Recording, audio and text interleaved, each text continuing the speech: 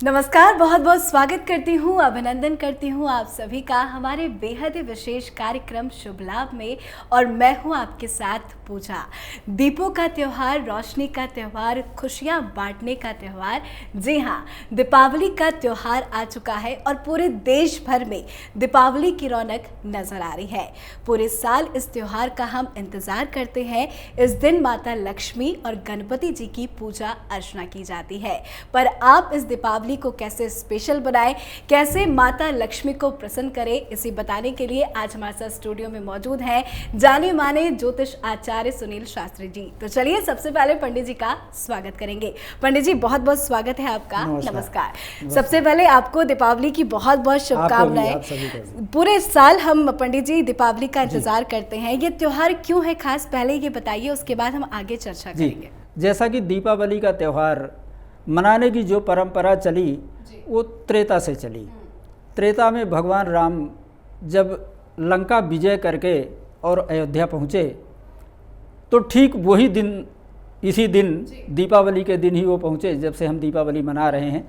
और दीपों का त्यौहार तब से प्रारंभ हुआ वहाँ, क्योंकि अयोध्या में पूरी तरह से चारों तरफ कोई भी कोना छूटा नहीं था, दीप ही दीप जल रहे थे। तो उस दिन से लेकर के और आज तक हम दीपावली का त्यौहार मना रहे हैं। इस दिन महालक्ष्मी का प्रादुर्भाव भी हुआ था समुद्र मंथन के दौरान, तो हम उस दिन से लक्ष्मी की पूजा करते हैं, साथ में गणेश जी की पूजा करते हैं। पहले गणेश जी की पूजा, फिर लक्ष्मी जी की पूजा। और लक्ष्मी जी को प्रसन्न करने के लिए सबसे पहले उनका ध्यान किया जाता है और ध्यान करने के बाद हम उनका पूजन प्रारंभ करते हैं। जी बिल्कुल, कहते भी हैं किसी भी शुभ मुहूर्त और शुभ चीज की शुरुआत के पहले गणपति गजानन को याद किया जाता है। पर बात आज लक्ष्मी जी की हो रही है, तो बताइए कि लक्ष्मी जी को कैसे प्रसन्न किया जाए। लक्ष्मी जी को प्रसन्न करने का सबसे साधारण तरीका है और जो सभी लोग कर सकते हैं और हर घर में किया जा सकता है। एक साधारण सा, अपने घर में हम महालक्ष्मी की, जैसे गणेश लक्ष्मी की मूर्तियां खरीदते हैं, मूर्तियां खरीदें और अपने घर में विराजमान करें। और वृष लग्न में, विशेषकर वृष लग्न में, जैसे मैं बार बार कहता हूं कि वृष लग्न एक ऐसी लग्न होती है, स्थिर लग्न जिसको हम बोलते हैं, क्योंकि महालक्ष्मी को हमें स्थिर करना होता है, अपने घर में विराजित करना होता है। तो स्थिर लग्न, या तो फिर रात्रि 12 बजे के लगभग निशीथ काल, जिसको हम महानिशा पूजा बोलते हैं, तो वो निशीथ काल में, मध्याह्न में, रात्रि मध्याह्न में हम उसको कर सकते हैं। तो इस बार दीपावली का शुभ मुहूर्त क्या है, कब पूजा करना चाहिए? बिल्कुल, ये अच्छा सवाल है आपका कि कब करना चाहिए।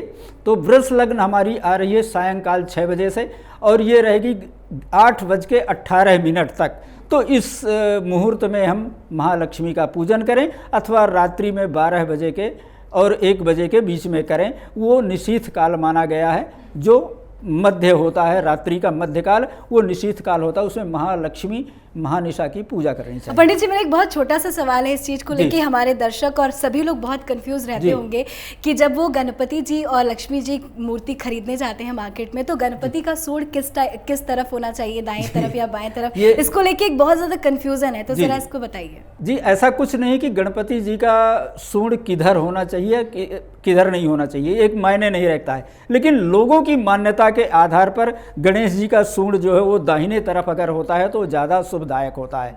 ये लोगों की मान्यता है, शास्त्रों की मान्यता नहीं है। जी, तो भोग में गणपति जी को क्या लगाए, कैसे पसंद करें? सबसे पहली बात तो गणपति जी को भोग में हम लड्डू अर्पण करते हैं, जो बेसन या उसके बने होते हैं, मोतीचूर जिसको आजकल हम लोग बोलते हैं, तो उसके बने हुए लड्डू भगवान गणेश जी को अर्पण करें। महालक्ष्मी को अपना जो ड्राई फ्रूट जिसको हम बोलते हैं पंचमेवा, उसका भोग लगाएं और खीर का भोग लगाएं महालक्ष्मी को, क्योंकि खीर ज़्यादा पसंद है, तो महालक्ष्मी को खीर का भोग लगाएं और पूजा करें। जी बिल्कुल, दीपावली दीपों का त्यौहार है, हर कोई अपने श्रद्धा के हिसाब से उतने दिए जलाते हैं, पर पूजा अर्चना में कितने ज़्यादा दिए जलाएं या कितने काउंट में दिए जलाएं, जिसका देखिए, हम दीपावली का एक मतलब होता है दीप मालिका पूजा हम बोलते हैं उसको, दीपों की एक कतार, मालिका मतलब कतार, तो हम जितने भी जला सकें, उसकी संख्या कुछ भी नहीं है। आप 11 जलाएं, 21 जलाएं, 51 जलाएं, 108 जलाएं, अपनी श्रद्धा के अनुसार और अपनी सामर्थ्य के आधार पर।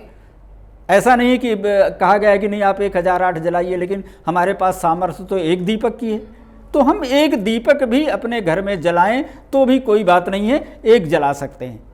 हमारी सामर्थ्य है कि हम 1000 दीप दान करें तो 1000 आप दीप दान कर सकते हैं, इसमें कोई दिक्कत नहीं है। जी बिल्कुल, दीपावली के दिन हर जगह रौनक नजर आती है पंडित जी। घर हो, ऑफिस हो, दफ्तर हो, ऑफिस हो, कहीं भी हर जगह लोग दीपावली की पूजा अर्चना करते हैं। पर सही जगह कौन सा है कि घर पे पूजा करें या ऑफिस में करें? कहाँ पे लक्ष्मी जी को विराजमान करें? देखिए, इसका महत्व तो नहीं है कि हम कहाँ करें, मतलब यह है कि हम करें।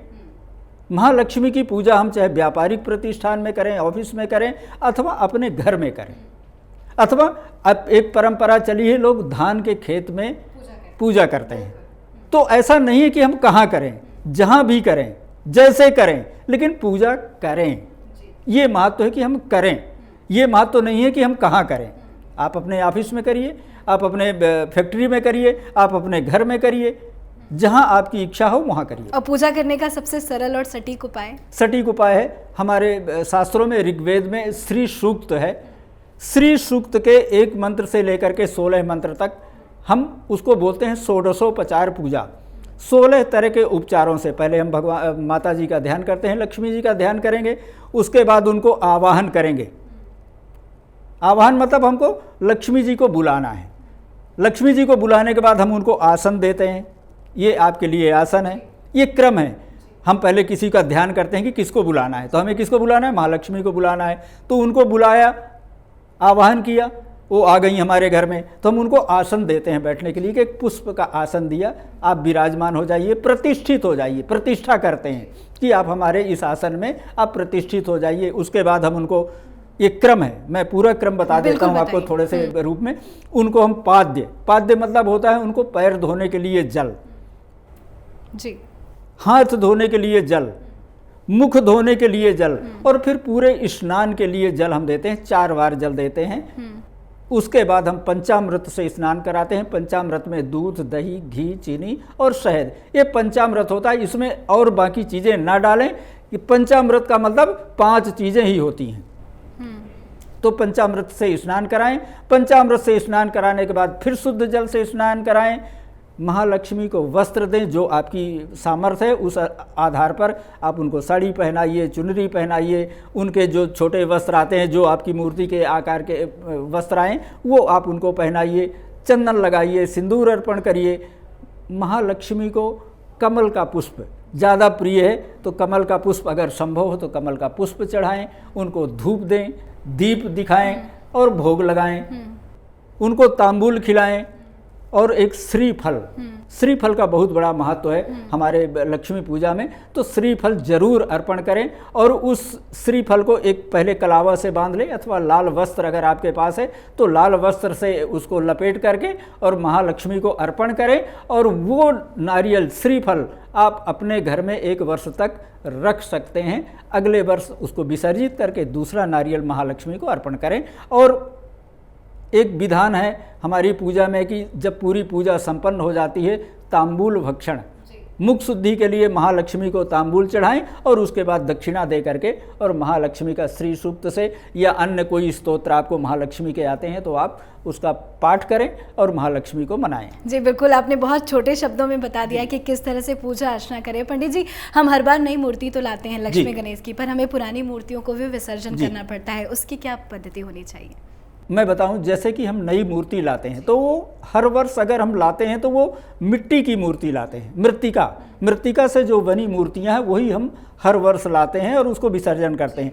लेकिन सोना, चांदी, तांबा, पीतल, इन धातुओं की अगर हमारे पास मूर्ति है तो उसको विसर्जन करने की आवश्यकता नहीं होती है। अगर मृत्तिका की मूर्ति है, मिट्टी की मूर्ति अगर हम स्थापित कर रखे हैं तो उसका विसर्जन करेगा विधान हमारे शास्त्रों में दिया है कि उसको विसर्जित करें और दूसरी नई मूर्ति ला करके और आप प्रतिष्ठा करें। चलिए, आपने बहुत अच्छी पद्धति बताई, पर मैं जाते जाते चाहूंगी, हर कोई लक्ष्मी की कामना करता है और वैसे भी दीपावली लक्ष्मी जी की पूजा अर्चना की जाती है दीपावली में, तो कैसे लक्ष्मी जी को मनाएं कि उनके जीवन में खुशियां आए और साथ ही साथ धन वर्षा भी। बस मैं एक ही चीज कहूँगा कि एक प्रार्थना है जो हमारे शास्त्रों में वर्णित है, मैं वो आपको सुना रहा हूँ।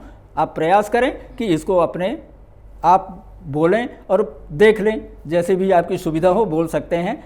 ओम यासा पद्मासनस्था विपुलकटितटी पद्मपत्रायताक्षी गंभीरावर्तनाभिस्तनभरनमिता शुभ्रवस्त्रोत्तरीया लक्ष्मीर्दिव्यैर्गजेन्द्रैर्मणिगणखचितैः हेमकुम्भैः नित्यं सा पद्महस्ता वसतु मम गृहे सर्वमांगल्ययुक्ता।